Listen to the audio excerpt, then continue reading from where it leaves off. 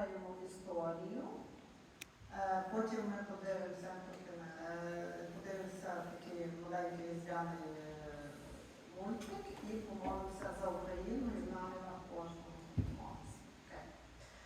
На одному забутому людьми острові серед безкрайніх лісів, озер і річок жила одна бабуся. Називалася вона Самотність, хоча справжнє ім'я її була Надія. Жила Надія на безлюдному цьому зараз острові вже багато років, у старенькій хатинці, де не було навіть світла. Для того, щоб приготувати їжу чи закип'ятити воду для чаю, їй потрібно було розпалювати дровами пічку. A Christmas story. On one forgotten island, amidst endless forests, lakes, and rivers, lived an old woman. She was called Solitude, though her real name was Nadia. Nadia had been living on this deserted island for many years in a small cabin where there was not even electricity. To cook or boil water for tea, she had to kindle the stove with firewood. Приїхала вона сюди з чоловіком багато років назад з великої землі, де вони жили з сином у дуже маленькій квартирі. І коли син одружився, місця для всіх стало мало. А тут раптом чоловіку запропонували роботу на острові, лісником. І квартирне питання вирішилося само собою. Квартира залишилася для сина. І вони переїхали на острів та й одразу почали облаштовувати своє житло. Чоловік побілив стіни, підремонтував старенькі меблі, які там були, а дружина завела курочок, качечок, кріликів і навіть свинку. Життя налагоджувалося. Крім них на острові проживало ще троє людей. She and her husband had come here many years ago from a big land where they lived with their son in a very small flat. When he got married, the space became insufficient, but then her husband was offered a new job as a forester on the island, and the housing issue resolved itself. The flat was left for their son. They immediately started making their living space comfortable. The husband whitewashed the walls, repaired the old furniture, and the wife brought in chickens, ducks, rabbits, and even a pig. Life was settling down. Besides them, 3 more people lived on the island. Але через деякий час чоловік Надії помер від важкої хвороби. Люди, які там жили, покинули острів, і жінка залишилася одна з декількома курочками, 2 котиками і собачками. Так і жила. Мала невеликий город, де вирощувала картоплю, різні овочі, необхідні для життя. З великою землею її зв'язував лише човен і старенький мобільний телефон з декількома батареями, які вона вставляла інколи, щоб подзвонити до сина або до знайомих, які раз на 3 місяці привозили їй на катері необхідні продукти, цукор і інші речі, потрібні для життя. After some time, Nadia's husband passed away from a serious illness. The other people left the island, and she remained alone with a few chickens, 2 cats, and dogs. She led a simple life, cultivating a small garden with potatoes and various vegetables necessary for survival. The only connection to the mainland was a boat and an old mobile phone with a few batteries that she inserted occasionally to call her son or acquaintances who brought essential supplies on a boat every 3 months. У сина багато років не було дітей. І от років 5 назад у нього народилася донечка Софія. Відтоді Надія 1 або 2 рази на рік пливла човном на велику землю, щоб привезти в ручці гостинці. Настала зима. Надія насолоджувалась спокоєм. Роботи взимку було небагато, наколоти дрів, нагодувати песиків, котика, курочок, приготувати собі їсти і запарити смачного чаю з ароматних лісових трав. Інколи вона дзвонила до сина, щоб почути Софійки голос, але розмови були короткі, бо жінка берегла батареї. Her son had been childless for many years, and 5 years ago, his daughter Sophia was born. Since then, Nadia would sail by boat once or twice a year to the mainland to bring gifts to her granddaughter. arrived, and Nadia enjoyed the tranquility. There wasn't much work in winter. Chopping wood, feeding the dogs, cats, and chickens, cooking for herself, and brewing delicious tea with aromatic forest herbs. Occasionally, she would call her son to hear Sophia's voice, but the conversations were short as she conserved the battery. Зима підійшла до кінця, почався березень, а серце Надії було чомусь не на місці. Одного дня вона вирішила подзвонити до сина, але абонент був недоступний. Вона набрала номер невістки, і так само абонент не відповідав. Надя дуже розхвилювалася і вирішила подзвонити наступного дня, але історія повторилася. Вона зрозуміла, що щось трапилося. Дочекавшись, що лід повністю зійшов, Надія взяла своїх песиків, котика і поплила на велику землю. Плисти було дуже важко, бо вода була дуже бурхлива, і жінка зі всіх сил налягала на весла. Winter came to an end. March began, and Nadia's heart felt uneasy. One day she decided to call her son, but he was unavailable. She tried her daughter-in-law's number, and again there was no answer. Worried, she decided to wait until the ice completely melted, and then took her dogs and cat rowing to the mainland. It was challenging to row because the water was turbulent, but Nadia persevered. Upon reaching the shore, she was surprised to find no one around. She decided to walk to her children because someone used to drive her there before. She walked for a long time until she met an old man who told her that a war had broken out. Nadia burst into tears and ran to the town where her son lived. She arrived to see her house in ruins. Коли вона дісталася до берега, її здивувало, що ніде не було людей. Вона вирішила йти до дітей пішки, бо раніше хтось її підвозив машиною. Довго йшла жінка і зустріла дідуся, який сказав їй, що почалася війна. Надія дуже почала плакати і побігла до містечка, де проживав її син. Скільки часу пройшло, вона не пам'ятає, але коли прибігла, то побачила, що її будинок повністю зруйнований. Надія пішла в штаб і вияснила, що син пішов на війну, невістка загинула під завалами, а внучку з іншими дітьми вивезли волонтери в інше місто. Жінка пішла до знайомих. Залишила котика, песика, бо вони вже були старенькі. Взяла лише одного маленького песика і пішла шукати якийсь транспорт, щоб їхати шукати свою внучку.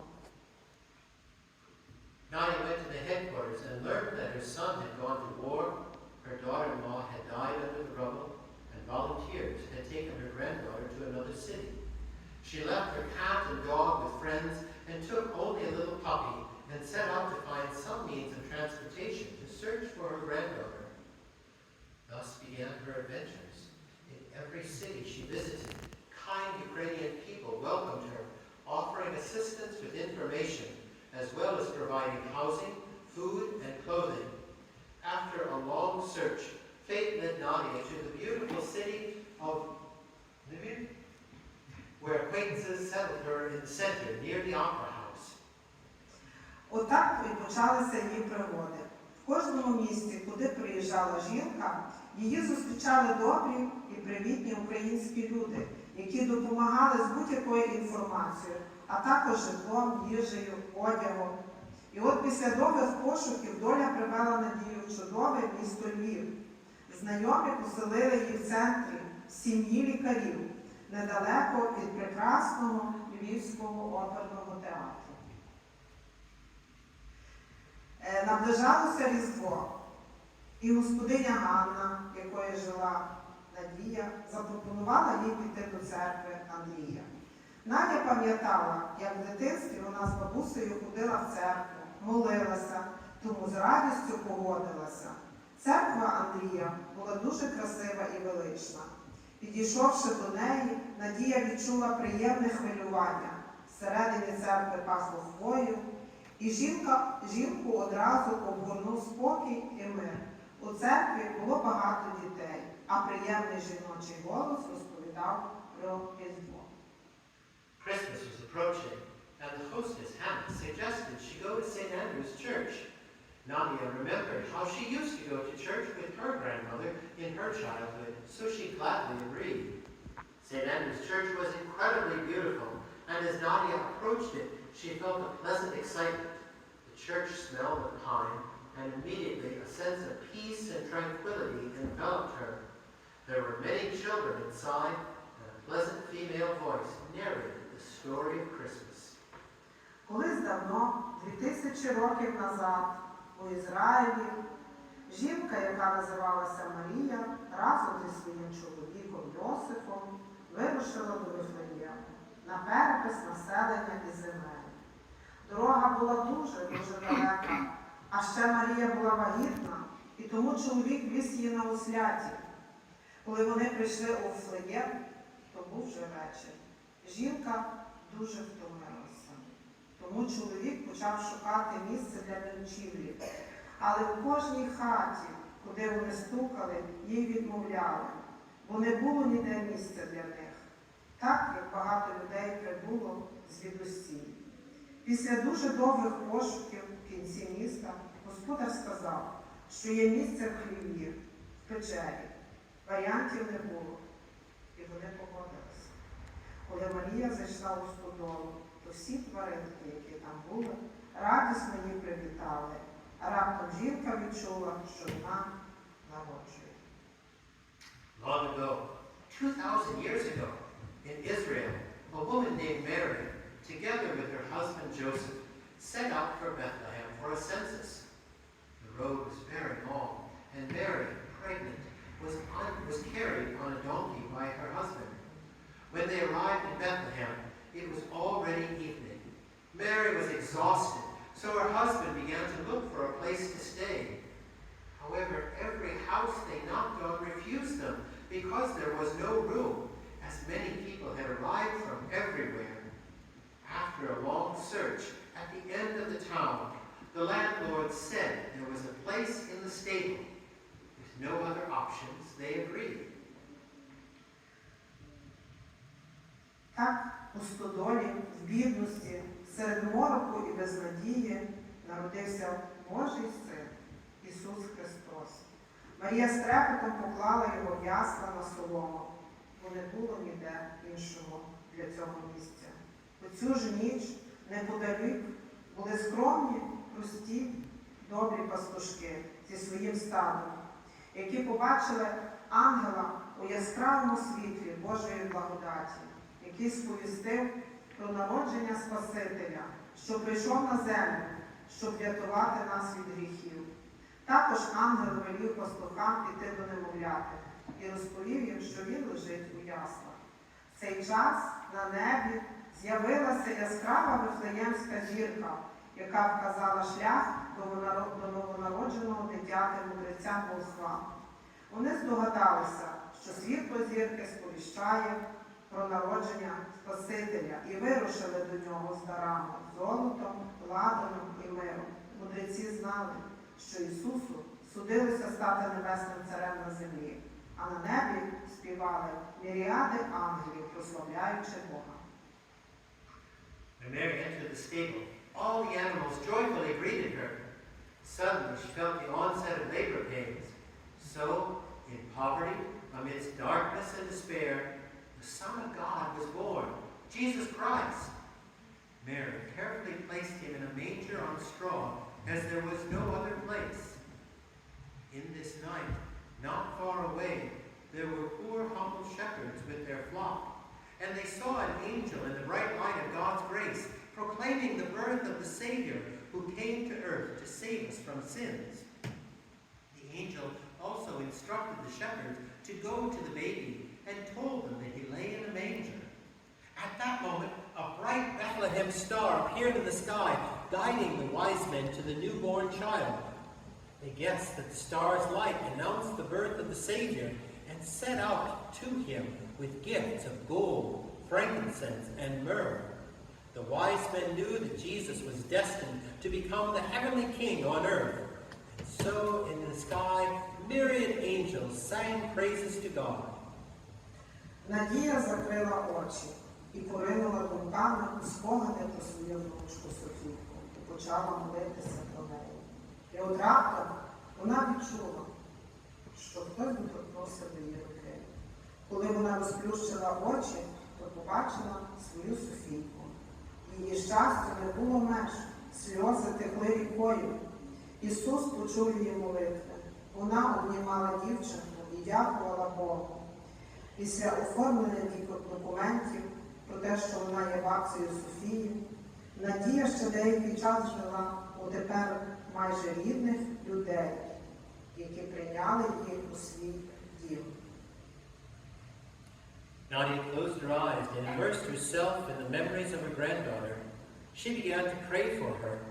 Suddenly she felt someone touch her hand, and when she opened her eyes, she saw her Sophia. Her joy knew no bounds. Tears flowed like a river. Jesus had heard her prayers. She embraced the girl and thanked God. After the paperwork was done, she remembered her son, about whom she had no news. She remembered her little house on the island and realized that something needed to be done because there was nowhere to return, and the child had nothing to do on the island. And then friends and acquaintances, doctors with whom she lived, suggested that she go to Scotland. It was a childhood dream. Nadia knew a lot about Scotland. She had gained hope. After receiving the long-awaited visa, Nadia and her granddaughter went to Scotland, where a family awaited to greet them. The story to be continued. Вона згадувала свого сина, про якого не мала ніякої звістки, згадувала свою хатинку на острові, згадувала про свою квартиру, якої вже не було, і розуміла, що щось потрібно робити. Повертатися не було куди. Все зруйновано, все життя зруйновано. І тоді друзі, знайомих лікарів, в яких вона жила, запропонували поїхати їй у Шотландію. Це була мрія її дитинства. Вона багато знала про Шотландію, і в неї появилася надія. Після отримання довгоочікуваної візи Надія з внучкою і з одним песиком поїхала у Шотландію, де на них чекала сім'я, і вони поїхали у нове майбутнє. Продовження буде.